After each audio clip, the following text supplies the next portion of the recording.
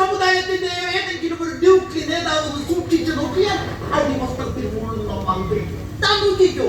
ലക്ഷക്കണക്കിന് രൂപ കയ്യിലുണ്ടെങ്കിൽ ഇവിടെ ഏത് മന്ദബുദ്ധിക്കും പത്മ പുരസ്കാരം കിട്ടും.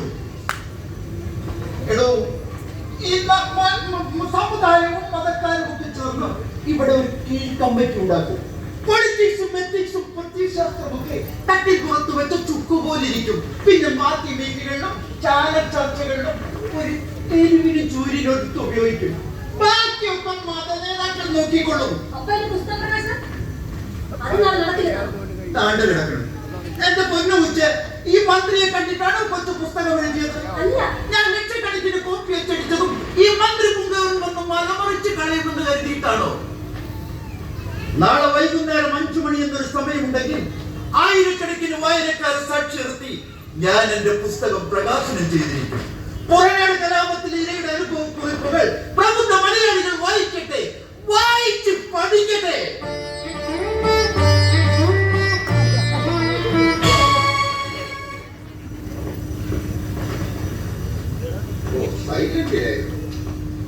ഹലോ, മേയറാണോ? മേയറാണെങ്കിൽ മീറ്റിംഗ് കഴിയുമ്പോ ഒന്ന് വിളിക്കാൻ പറയണം. ഒരു പുസ്തക പ്രകാശനം ചെയ്യാൻ കഴിയുമെന്നറിയാനാ. Okay okay, thank you thank U.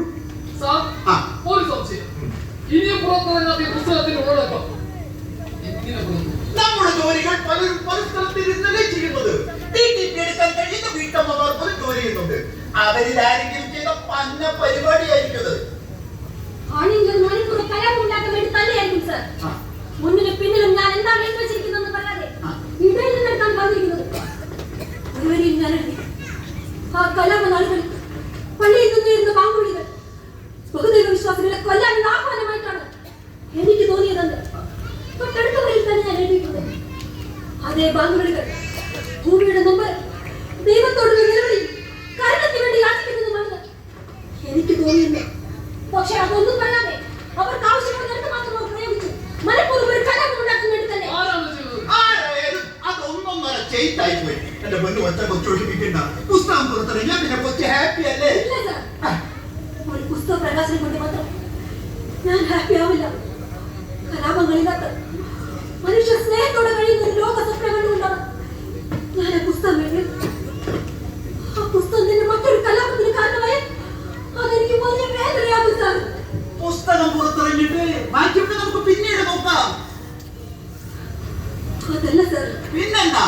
ഒരു ചതി നടന്നെന്ന് വ്യക്തമായ സ്ഥിതിക്ക് ഈ പുസ്തകം ചർച്ച ചെയ്യുന്നത് തന്നെ ഒരു ഗൂഢാലോചനയുടെ ഭാഗമായി നമുക്ക് മുന്നിൽ മരിച്ചു വീണ മനുഷ്യരെ കുറിച്ച് ഒരു അന്വേഷണം ഈ പുസ്തകവുമായി ബന്ധപ്പെട്ട് ജോലി ചെയ്ത ആളുകൾക്കിടയിൽ വ്യക്തമായ അന്വേഷണം. അതൊരു പോയിന്റാണ്, ആലോചിക്കാവുന്നതുമാണ്. പക്ഷെ വെറുതെ ഒരു അന്വേഷണമൊക്കെ നടത്തി ഇതൊക്കെ ചെയ്തത് ഈ ചാക്കോ ജോർജ് ഞാനാണെന്ന് തെളിഞ്ഞാലോ?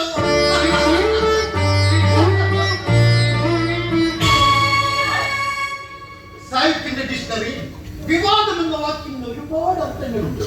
പക്ഷേ ഒരു സാധാരണ ബിസിനസ്സുകാരുടെ നിഘണ്ടുവിൽ അതിനൊരർത്ഥമേ ഉള്ളൂ. ബിസിനസ്, പണം, പണം, പബ്ലിസിറ്റി.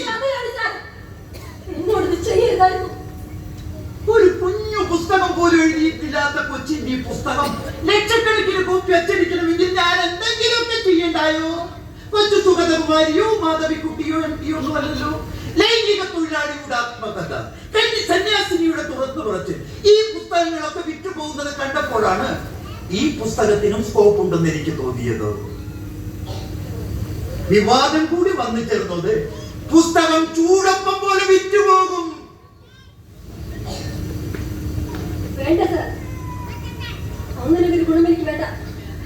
ജനത്തെ തമ്മിലടിപ്പിച്ച് കബളിപ്പിച്ച് പ്രചാരം ഉണ്ടാക്കി എന്റെ പുസ്തകം വിറ്റ് പോണ്ട. അത് പുറത്തിറങ്ങി വേണ്ട. നീയായിട്ട് എനിക്ക് കൊച്ചിനെ പരിചയപ്പെടുത്തി തന്നത്. പുസ്തകത്തിന്റെ പ്രീ പബ്ലിക്കേഷൻ അതോറിറ്റിയെ കുറിച്ച് ഈ കൊച്ചി അറിയില്ലെങ്കിൽ നിനക്കതുള്ളതല്ലേ മോളെ? പുസ്തകം പ്രസിദ്ധീകരിക്കാനും പുനഃപ്രസിദ്ധീകരിക്കാനുള്ള അവകാശം എനിക്ക് മാത്രമാണെന്ന് കൊച്ചു കടലാസിൽ എഴുതി ഒപ്പിട്ട് തന്നിട്ടുള്ളതല്ലേ?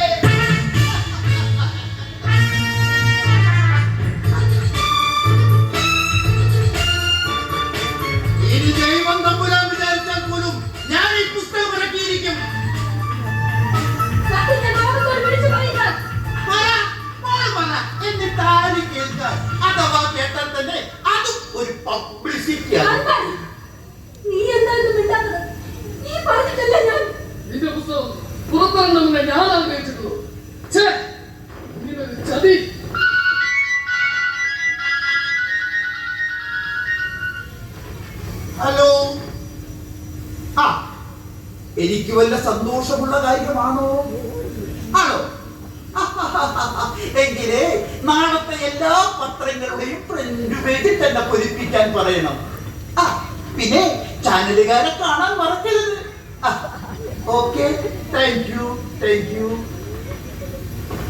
അൻവർ മോനെ, എല്ലാ ഫാക്ടുകളും എനിക്ക് അനുകൂലമായിട്ടാണല്ലോ നീക്കിക്കൊണ്ടിരിക്കുന്നത്. ഈ കൊച്ചിന്റെ പുസ്തകത്തിനെതിരെ ഒരു വിഭാഗം നടത്തിയ മാർച്ച് അക്രമാസക്തമായിരുന്നു. രണ്ടുപേരുടെ നില ഗുരുതരമാണ്. ഒരാൾ